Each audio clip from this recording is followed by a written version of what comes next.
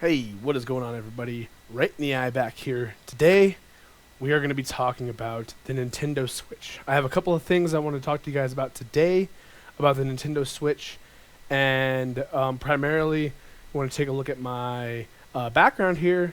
We can see that this is the Nintendo Switch with the neon blue and the neon red Joy-Con controllers. So that's just what I'm rocking right now as my background on my PC. We're going to jump right into a lot of the things here. I'm not going to play any of the videos or any of that because you could just look them up yourself. You could just go to, type into Google nintendo.com/switch. It'll bring you to this page here, and you can find all of that stuff here. When I get into the Nintendo Switch, this will be my username right in the eye, just like all my other names, but they don't allow you to have that 15 characters. They allow, I believe that's, 12 or 10 or something like that. See, it's 10. But that's about it. So today we're just going to look at a couple things here. So I'm going to show you guys some stuff that I noticed here. So when you click on the main tab here, it brings you over to this page. And then it says you can pre-order here. If you do click on this pre-order button, it is going to bring you to this page here asking you which retailers you would like to pre-order from. And if you click on any of these, they're going to say that they're out of stock because it's out of stock. It was only available for about 24 hours on the first day. As you can see right here, not available. I actually pre-ordered mine from GameStop the first day that they announced it, or the next day. So they announced it going into Friday. So I picked it up on Friday. So that's when I'll be getting mine on day one, I hope so. And I actually pre-ordered this one here, the Nintendo Switch with neon blue and neon red Joy-Con.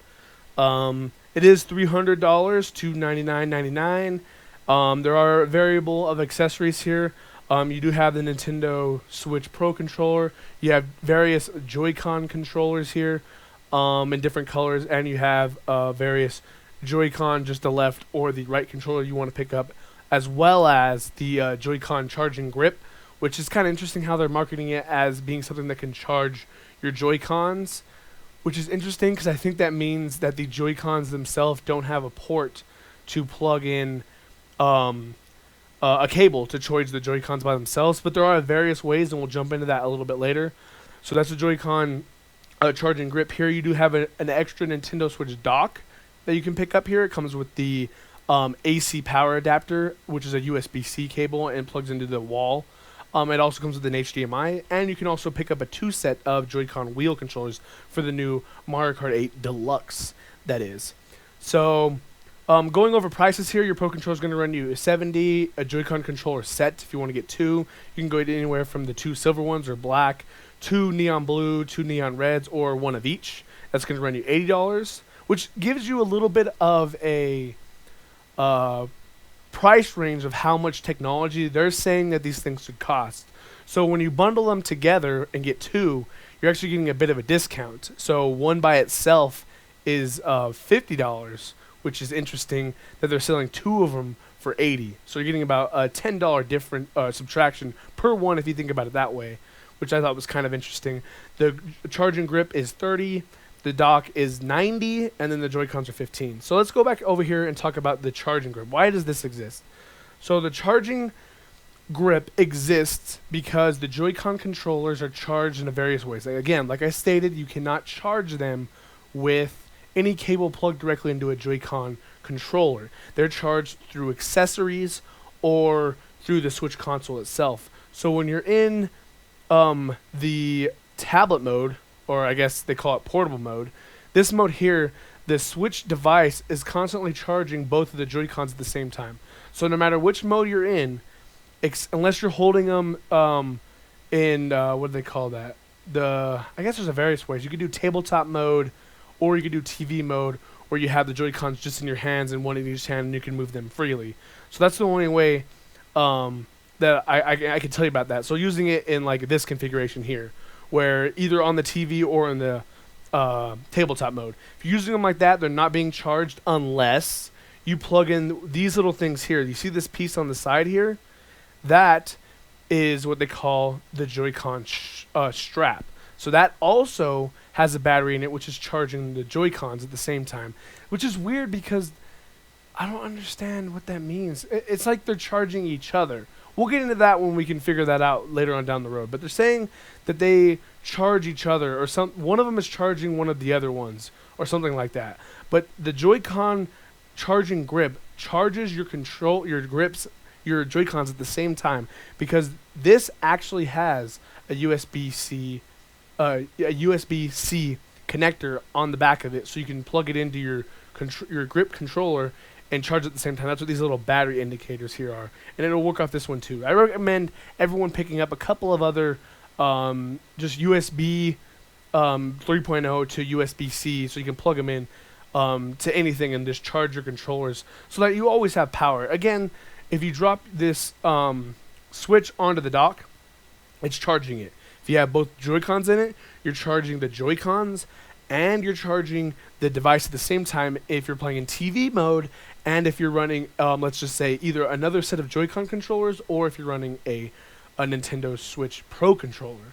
So that's a couple ways you can get about the charging.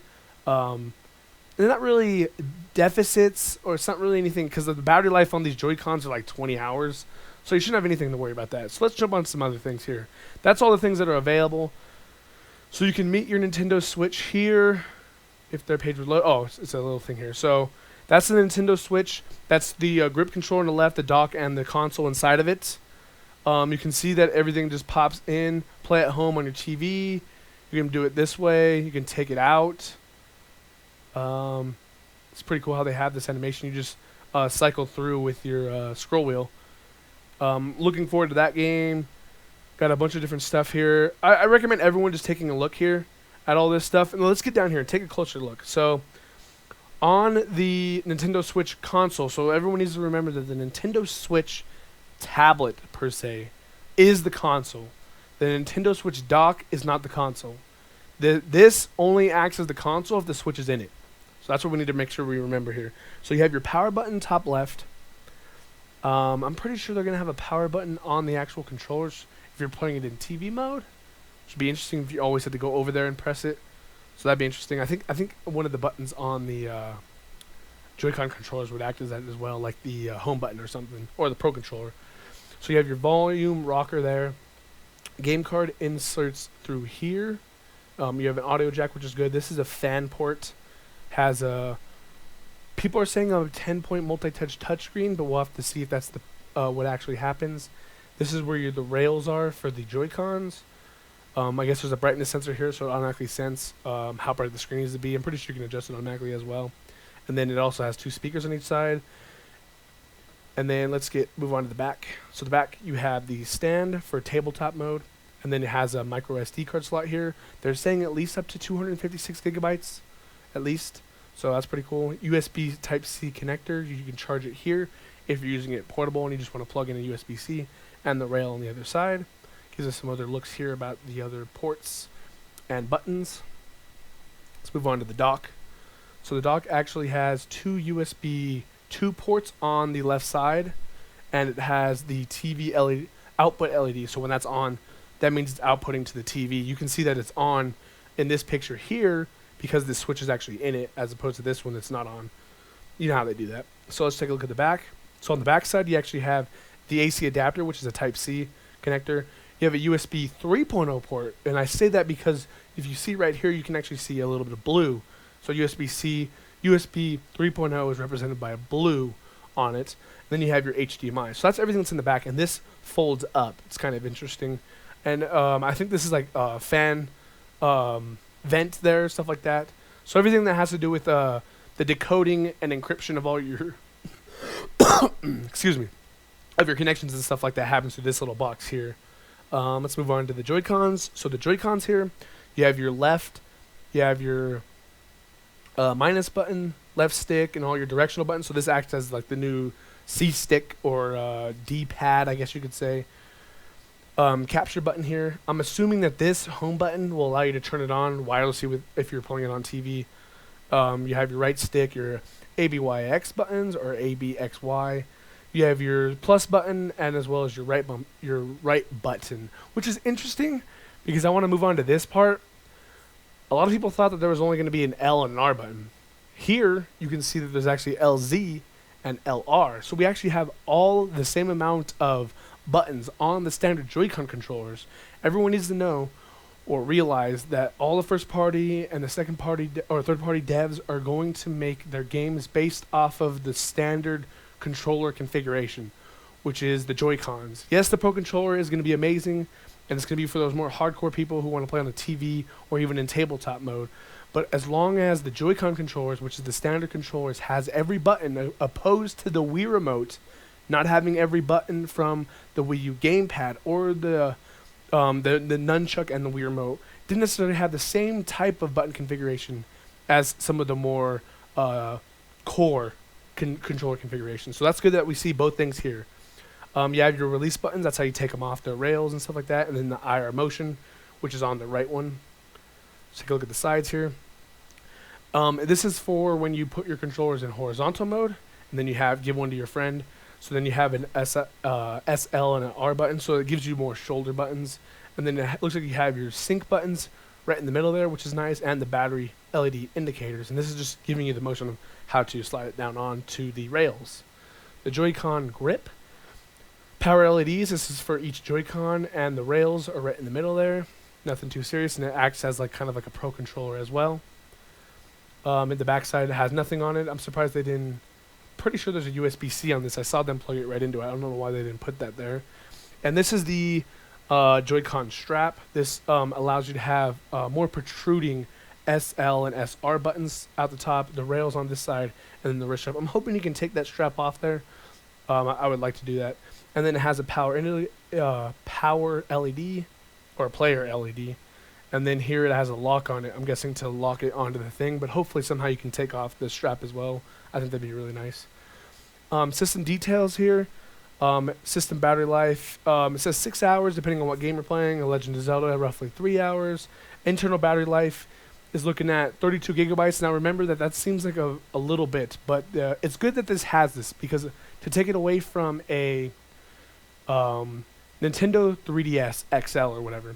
Nintendo 3DS XL only has memory if you put it in a micro SD, or the older, not the new one, had an SD card slot. But if you take that out, your whole operating system is on that SD card. This means that you can take and switch out your external or add-in memory cards, which are the micro SD cards, and your operating system stays on the internal memory, which is good. So that means that the 32 gigabytes will hold the operating system in a couple games as well. 6.2-inch capacitive touchscreen with a resolution of 1280 by 720, which is 720p, and hopefully they're running 60 FPS at all times. So that's basically all the stuff here. And then some of the other things they announced was the online service, which we'll see what all this does. It says online lobby and voice chat in the fall, monthly game download, exclusive deals, and stuff like that. Of course, this is going to be for to play like online Mario Kart and stuff like that. Hopefully, Super Smash Brothers. Hopefully they don't just give us Reboot. But let's see here. So when we compare the difference here, it says online play. So service subscribers to get available. This is basically like Xbox and PlayStation Network. So to get online play, you have to be a service subscriber, which is no different. It's about time to do this. You got to think about it. When you pay for something, you're getting a better service. Whether or not you like to pay for that is besides the point. But when you pay for it, you can actually complain about not getting a good service. So when they're starting to charge you, you can hope for a better service. In the end, a better result for all the people who are paying for it. So that's how you get your online gameplay. This will be free through the fall of 2017, like I stated. Online lobbies, monthly game download, exclusive deals. All this stuff. Register and manage your friends. I'm guessing they're finally going to have a friends list. Hopefully. Share screenshots on social media, access the Switch control panel, and all that stuff will be free. So anything in gray here does not need to be part of this service subscribers. Only these top 4, which is nice. You can create your account right there. Family fun, I guess we could take this out. It's just telling you like how you can play and stuff like that. Parental controls, I recommend any of you parents out there take a look at that. It's actually really interesting. I took a look at it myself. This is just telling you the different various multiplayer modes, all ages and stuff like that. Bunch of games. I'm looking forward to Mario Kart 8 Deluxe. We can see all the Switch games here, so let's just take a look at this. So we got Legend of Zelda coming out day 1. This is a little bit later release. That's day 1, I believe. Later release in April. Later release. I believe this is coming out later. This might be at launch, maybe, or later. I think that's actually later. You got NBA 2K18, which is beast, coming out. A bunch of games here, a bunch of games. So I'm a little disappointed in the actual lineup we have because it seems like the only game that we're going to have to play on day one is The Legend of Zelda. And if you're not really a Zelda fan, I'm not, and I know I'm going to get some hate for that, but it is what it is. I've never thought of Nintendo as making an action RPG game. I'm more into like Grim Dawn, Skyrim, and they are bringing it here, which I probably will pick up. Imagine playing Skyrim, the full-fledged Skyrim game, anywhere you want. Just think about that. So let's back it up here. Let's go back over to this one. We can go to the event. They are having a Switch Play event in various locations. So New York, Toronto, Washington, D.C., San Francisco, which is pretty cool. For those of you who don't live anywhere near these things, which I don't, the only one I'm close to is maybe this one, and I'm still like 3 states over. It kind of sucks. But yeah, that's basically it for the Nintendo Switch. Just their webpage coverage. Now remember, this is www.nintendo.com/Switch. It'll bring you straight to this page. Type that into Google. And hopefully one of these, someday soon, you'll actually be able to get them back in stock. It's interesting how this one doesn't have Walmart. I picked up this one from GameStop day one, like I stated. Cost the same amount of money. Alright guys, this has been Right in the Eye here. I'm going to hop on out of here. I'll have more videos later on about the Nintendo Switch, and I'll have an unboxing of my Nintendo Switch with Neon Blue and Neon Red Joy-Con the day it comes out in about 2.5 months or something like that. Alright guys, I'm going to take off.